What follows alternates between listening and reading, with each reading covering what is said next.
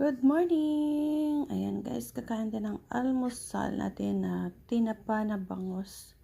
Ang pinirito natin. So, crispy siya. Ayan, crispy siya. Ang sarap, malasa.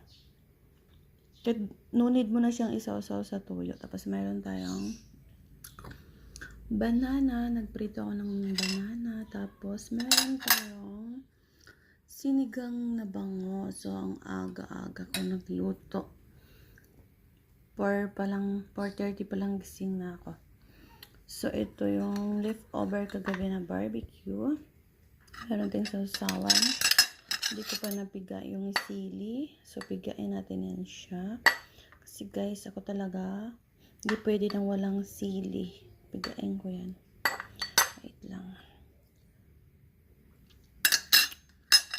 So, hindi ako magra-rice